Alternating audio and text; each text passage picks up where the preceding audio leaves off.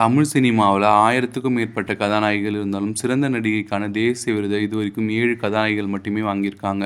முதல்ல 1976ல வெளிவந்த சில நேரங்களில் சில மனிதர்கள் படத்துக்காக சிறந்த நடிகைக்கான தேசிய விருத வாங்கியிருந்தாங்க நடிகை லட்சுமி அவர்கள். அவங்கள தொடர்ந்து 1979ல வெளிவந்த பசி திரைப்படத்துக்காக சிறந்த நடிகைக்கான தேசிய விருத வாங்கியிருந்தாங்க நடிகை ஷோபா அவர்கள். அவங்கள தொடர்ந்து 1985ல வெளிவந்த சிந்து பைரவி திரைப்படத்துக்காக சிறந்த நடிகைக்கான தேசிய விருது நடிகை சுஹாசினி அவர்கள் வாங்கியிருந்தாங்க. தொடர்ந்து 1987ல வெளிவந்த வீடு திரைப்படத்துக்காக சிறந்த நடிகைக்கான தேசிய விருது நடிகை அர்ச்சனா அவர்கள் வாங்கியிருந்தாங்க. நடிகை அர்ச்சனா அவர்களை தொடர்ந்து கிட்டத்தட்ட 20 வருடங்கள் கழிச்சு 2006ஆம் ஆண்டு வெளிவந்த பருத்தி வீரன் திரைப்படத்துக்காக சிறந்த நடிகைக்கான தேசிய விருது நடிகை பிரியாமணி அவர்கள் வாங்கியிருந்தாங்க. மணியை தொடர்ந்து 2010ஆம் ஆண்டு வெளிவந்த தென்மேற்கு பருவக்காற்று படத்துக்காக சிறந்த நடிகைக்கான தேசிய விருது சரண்யா அவர்கள் வாங்கியிருந்தாங்க. 2020ஆம் ஆண்டு வெளிவந்த சூரரை போற்று திரைப்படத்துக்காக சிறந்த நடிகைக்கான தேசிய விருது நடிகை அபர்ணா பாலமுரளி அவர்கள் வாங்கியிருந்தாங்க. இதுல உங்களோட ஃபேவரட் ஆக்ட்ரஸ் யார் அப்படின்றத கமெண்ட்ல சொல்லுங்க.